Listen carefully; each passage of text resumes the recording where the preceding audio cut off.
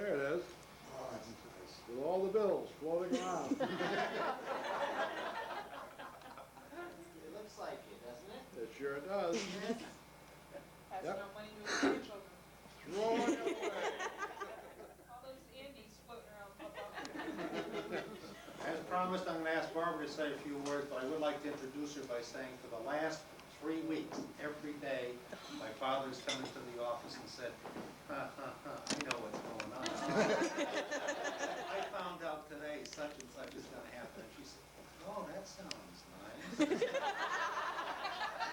When he leaves, she tells me he knows what's going on. 6 years. And one of the questions that's always asked of me when our clients call is when's Mr. Collimore coming in? And I can't tell him if it's going to be 5 minutes or 2 hours. Same with the junior One one. of the reasons is that when he's on the road, he's always touching base with Mr. Hoffman. One day he talks to Mr. Hoffman and he finds out that Hilda's serving pea soup and he's up on Route 8 near Hilda's house. So he goes over and he knocks on the door. And Hilda says, hi, Don. Gee, what are you doing? I smell pea soup. I was up on Route 8 and I smelled pea soup. And I went down this road and the smell got a little lighter. So I came down the other road.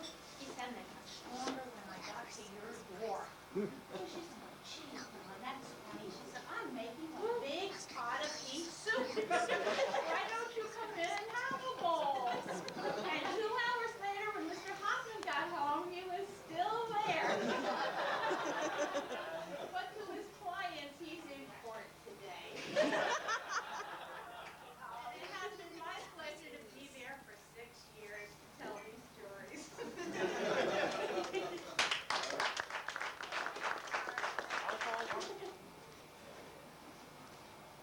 Who's it from? Well, you know, while I'm doing this, let me tell you something about with the people who were here. You did fool me on the people who came. I did not get fooled on the fact that I was going to have it for this reason. First of all, Don said to me, whatever you do, don't make any plans for Friday night. That's good, Dad. That was the beginning. The next thing was that my daughter called and said that if it is bad weather, we're coming down on the 22nd. I'll bring up that over here. See ya? Up here. Michelle?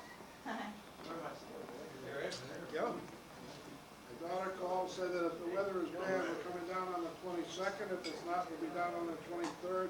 It's time to go to church and then to the party. Two of my granddaughters called from Massachusetts and want to know if they could stay overnight after the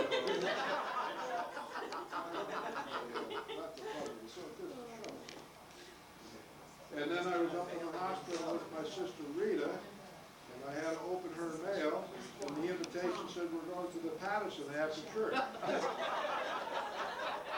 How did you piece it together? We're all going to get suspicious. Yeah, it looks like it's going to be a real beauty. Honey? All right. Got a green light? Okay. Who's talking? More than once, It his focuses car couldn't make it, so he had to loan him one that wasn't much better, but it got him back and forth. Then we got real friendly after that, and we started playing golf together. But before we talk about golf, I joined the Lions Club. Les Douglas got me to join the Lions Club, and most often I sat with Don and Les Douglas and a few others. And Don taught me how to get 2 desserts every meal. And it wasn't very hard once he showed you how to do it. The waitresses would come around with a big tray of desserts, and they'd set it on the table, and they'd take 2, and they'd serve this guy, and do this, serve that. And Don would swipe one and put it under the table. And then when the waitress would come around to our table, why, naturally, Don got a second one.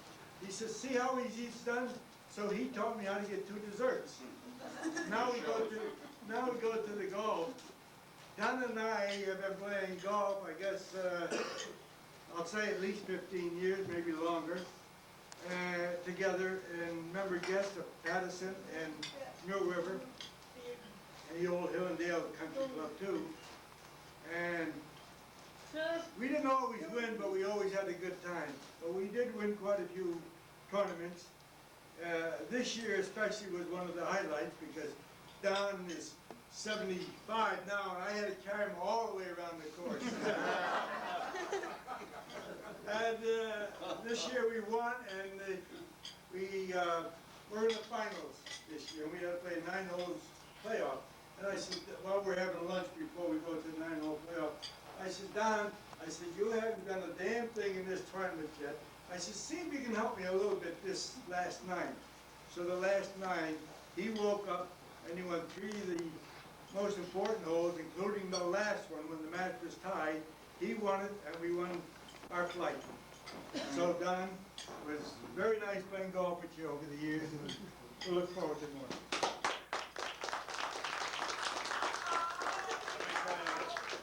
Now we'd like to hear the other side of the story. Let me tell you this. Here's the truth. If I can survive those lies, I can survive everything.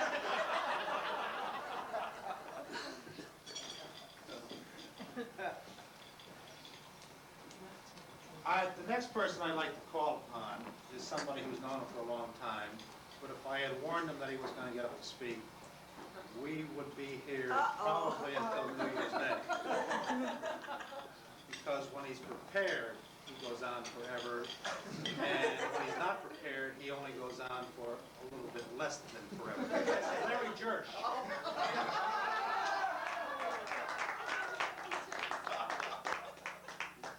Well, this is a pleasure. You know, I find it very difficult to say something bad about you. I wasn't told I'd be called upon, but let me tell you a little story.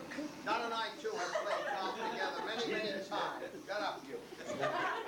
You're out of my will. At any rate, one time, we played for, I'd say 3 or 4 weeks every other day or so. And I, naturally, when I hit the ball, I'm always in the rough. He's in the fairway, which is the smooth part, I'm in the rough. And I couldn't get out of the rough. So he had a club. It's called a Tiger Shark. It's a number 7 wood. So he says, Larry, you take this club, it'll help you. And miraculously, it did. I hit the ball, and boy, every time that ball just went. Needless to say, I've been in the rough, and Don, can I use your club, Don? Sure, go ahead. And I would use his club.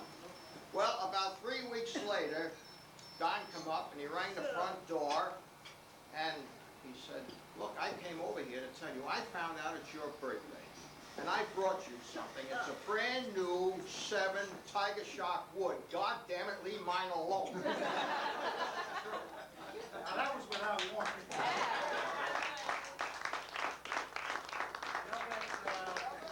Grandson Ricky came by and gave him a present, and I think I'd give him that, and then I'm going to ask on his hunting partner, Bill Bradtmuller, to say a few words. Yeah, that's what I was asking, Billy. Story you do, Billy. This is from Michelle and Rick. Yeah. Eat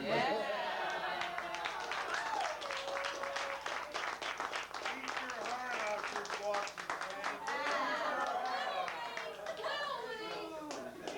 Boston Billy Bradtmuller.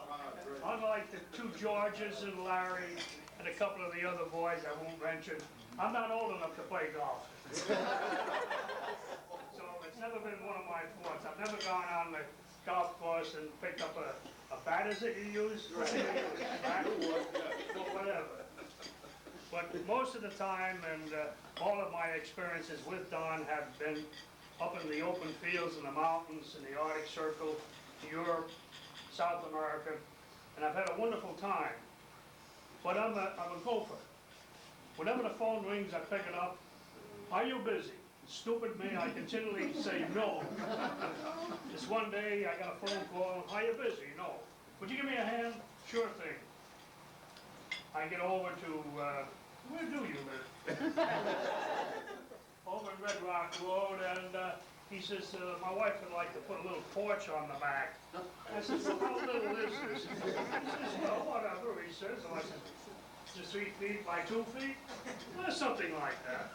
So I said, Don, why waste your time on something like that? Let's make it larger so other one can enjoy it. We'll put a chaise lounge and some lights.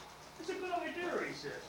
Well, he took a look back and he said, But suppose we bring it down to this window. And when we bring it to that window, you'll block the light, and you won't be able to see in your dining room. Gee, he said, I never thought of that. He says, well, how about the next window? I said, well, that's better. So we went to the next window. Well, he says, then that would light the light in the next room. I said, well, we can take it to the far wall. He said, good. So we wound up with a 15 by 30 porch. So, to condense the story quite a bit, we built this back porch. He says, don't you think it'd be good if we have a few lights in the place? So he says, what do you know about wiring? Oh, George, you know what happened? Well, we wired the place. Put a roof on it. This one day I'm up there in August, brilliant wet. Along comes my brother-in-law, who's a commander in the United States Navy. And he's, hi, Bill. Hello, Don. Don says, hi, Gene. What are you doing? Not much. I said, oh, boy, I'm getting out of here. I'm cutting what they call a beam for the roof rafter. And it's got about 7 angles. It's a very peculiar affair. I'm about to describe it. So Gene says, you don't have to do that, Bill. I'll show you an easy way, the Navy way. I said, Gene, it's too... No. Don says, let him do it, Bill. Fine. I get down. I said, I'll go home and check with Janet and see if she needs help. I come back 2 hours later. He's the little grass rolling, laughing. I said, what's so hilarious? Take a look at the beam, he says. The beam, and it goes around 4 corners, not one, but 4 corners. I said, Gene, what happened? The saw's dull. But that is one of the many, many adventures that I've had with Mr. Collimore. We were traveling across, another one, we were traveling across the Atlantic Ocean in one of the larger aircraft, and this stewardess came up and she said, would you like a drink?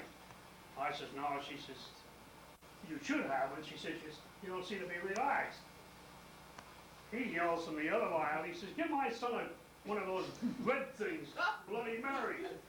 So she gives me a Bloody Mary. She puts it in my hand. Up it goes. We hit an air pocket. And I come down on a poor chap sitting there. He's hilarious, laughing. The fellow turns and looks at me and he could kill me. I didn't do it. We were down in South America, in Venezuela, in Caracas. And I had a case of diarrhea, and I didn't drink any of the water. I had eaten a lot of food, and I was dying. 4 days. So I said, please, give me a doctor. So he goes up top side, no doctors to be found, because back with this very attractive nurse, strictly English, well proportioned. So she comes in and she says, well, lad, what can I do for you? I said, make me better. So she says, what seems to be your problem? I said, I have a case of diarrhea apparently. She says, how long have you been that way? I says, 4 days. Oh my goodness, she says. To him, she says, walk my way, please. And she goes out. He goes behind her and he says. So we've had many, many adventures. He's a great hunter. I shouldn't say it, but I have to, because this one day, we were up in the back of my daughter's home, who's a few miles from the Canadian border, and I said, Donal, I'll put you on stand, and dear, if I go down the mountain and walk around, something should go by you. Keep alert, and I'll pick you up in about 2.5 hours. So I get down into all the bramble, the blowdowns, and what have you, across the stream, and I'm exhausted. Coming back up the other side, I'm walking up slow, and sure enough, a big buck gets up. He runs up, goes up the mountain to where he's sitting. So I tippy-toe all the way up to the top. I get up there, just like he is now, only like this. Sound asleep.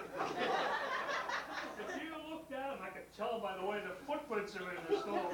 Looked at him like this and said, swoop, off and went. He didn't see much. But it's been nice working with you and hunting with you. And I hope we see one another another 20 years from now.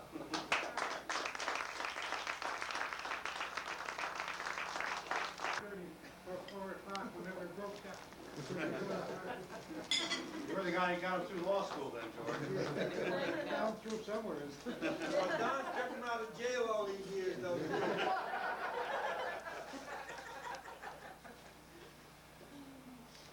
It's a massage pillow. Sit on it. Gotta sit on it. That's for It's a sale. massage. Oh, okay, that's good too. No, it doesn't bite. Vibrates. Oh, vibrates, yeah. That's for sitting waiting for the deer. That's what you should have, keep them away. Okay, Michael, one more time. Pick one out. Yep, that sounds good. Good job, Mike.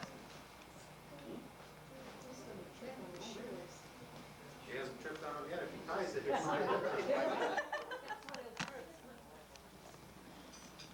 Well, we're gonna do this for the 76th, the 77th, the 78th. Oh, are we?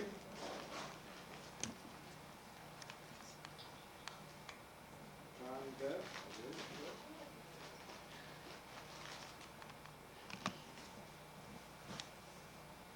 Oh, that's nice, that's for sure. All right. Very nice, very nice. Big enough. There's one place where my father spends just a little more time than the office, and that's over at Hoffman Distributors. And I'm not sure if that's to get an in on the pea soup or what it is, but I'm gonna call upon Harold to give some of his reminiscences. Well, I can tell you quite a few stories, but he has a pinky ring on, and he lost it. We're up by the green, I said, oh, I lost my ring. You know, you're on a golf course, so I'll find it. He goes back. I couldn't believe he went back with the ring. I said, how did you find it? He was back about 100 yards. So 2 holes later, he went in the water, and I didn't want to say anything, but I thought he was going to walk on the water after finding that ring. But I would like to say one thing, that everybody he's related to, or friendly with, or he knows, is a winner. And you'll never see a sore winner. Boy, Harold.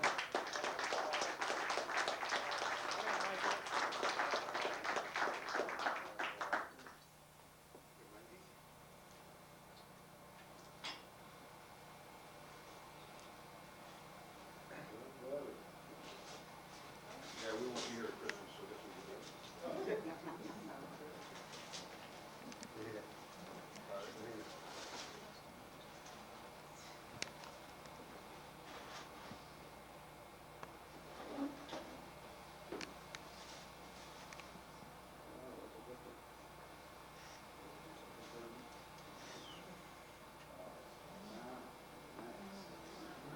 I hope you can play as good as you want. Cut the sleeves off. That'll keep you warm at night, Don. It will. I think he had other ideas. Now I'd like to call upon an old friend, that's John Sullivan, who's known him before most of us knew him, actually. John would like to say a few words from the top.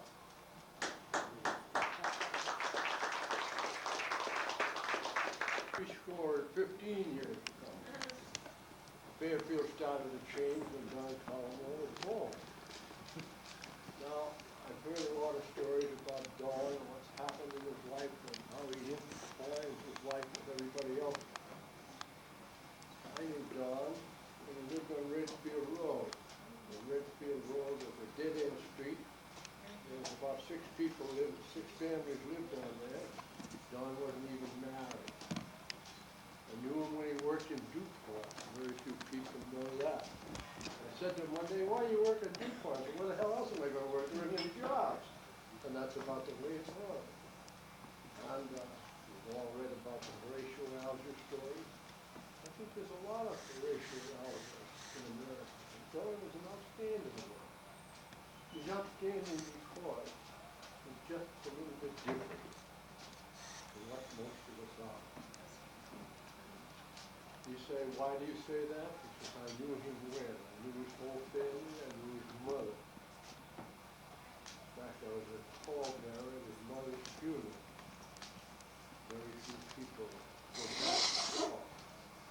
And you knew everybody in Fairfield by their first fact, I knew his sister Rita before I knew him, because she used to go to high school. On the way home from high school, she'd stop in at my sister-in-law's and babysit for a couple of hours every afternoon so she could go do the shopping. And I knew Don's brother Vic so well. And our lives just seemed to crisscross back and forth, and our families went to school together, kids and all that kind of stuff. It was great. And I've heard of him having people come and help him do certain things. And the things that he did to help people, they can't be forgotten. And to climax them all,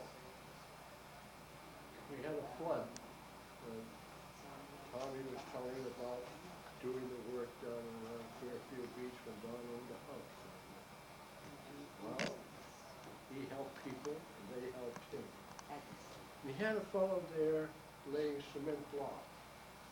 And they were going to stop. And he eyed some levels and houses there. He said, we need one more row. And they put one more row on. And when the big flood came, it just came up to the edge of the door and it stopped. The guy was right. Those kind of things, Don was helping Sunday, Sunday was helping Phil. The motorcycle story was very, very true. All of a sudden, I'm in the back room, this motorcycle in front of the store, you know. And it's not one of these little things, you have one very big thing. And he's in there talking, he's sitting on the motorcycle, we're all laughing. All across the street, Swanson had a gas station. He calls over and he said, John Ferguson, who was the person that was looking for Officer Collimore. Collimore turned out, bang, right out the door. I don't know how he ever got out there, but he got out there. Then he was riding up and down the post road for about 15 to 20 minutes. And he looked over at Swanee and he saw Swanee laughed at him. He was going to shoot him.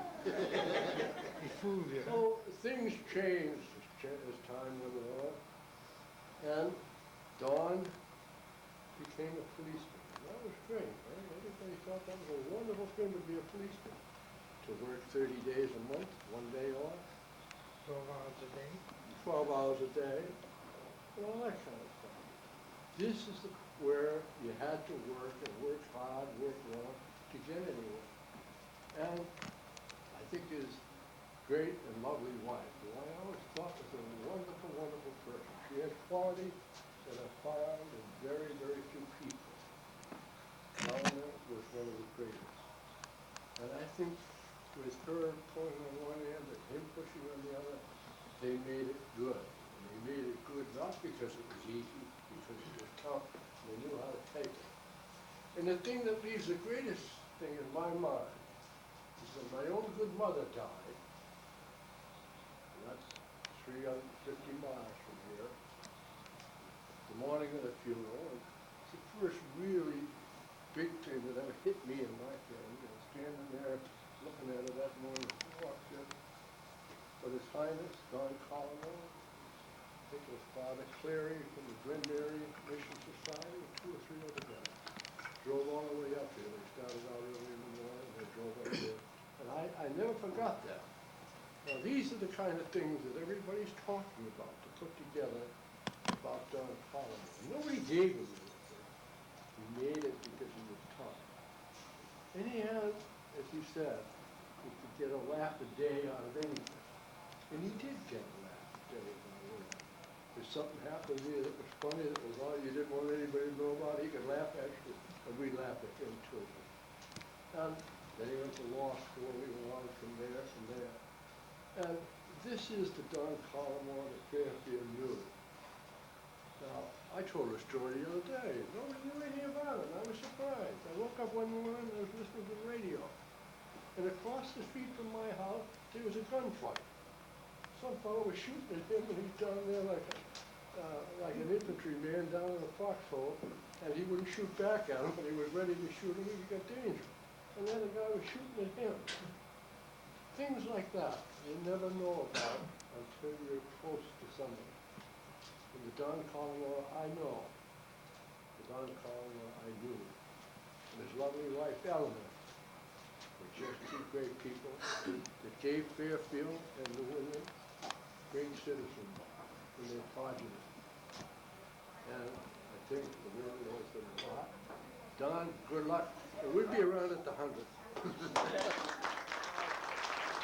Ride around in the car, but he's using you. He likes to have a reputation of this dirty old man riding around town with these young, beautiful girls. I'd like to introduce one of them tonight to say a few words.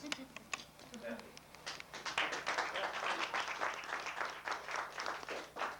Uncle Don, you have it all wrong. I use Papa to increase my social worth and reputation in Boston because right now I have a very close relationship with the woman who owns the card store in the first floor of my building at work. And I'd say maybe twice a month, 3 times a month, depending on my loving mood for my grandfather, I'll go in, pick out the mushiest card possible. Something about the daily hug quota is down. When I'm without you, I'm so sad, and has big X's and O's, and I love you madly all over it. And I go up and the lady looks at me like, oh, this is for your husband or for your boyfriend. And I have her convinced that I have great relations. And she doesn't have a clue that all these cards are for my grandfather. So Uncle Don, he may drive me around, take me out to lunch, but it goes both ways. I wouldn't want anybody to find out that I was buying these cards for my grandfather. Not that I'm using you or anything. Sure. I have another funny story to tell. I have never received a card.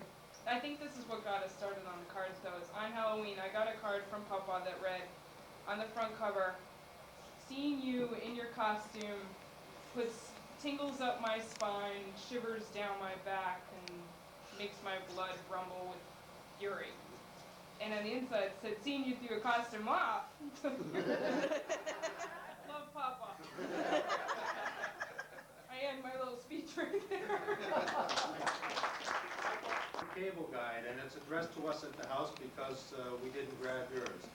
We've known for a long time that you're a fan of the Mets and that the Mets are not always on television. So while you were out of the house today, and thank God you finally got out of the house by we had cable television installed at your house, and it's paid for a year with sports channels, so you will get all of the Mets games next year. I need that cable guide back because you got one at your house.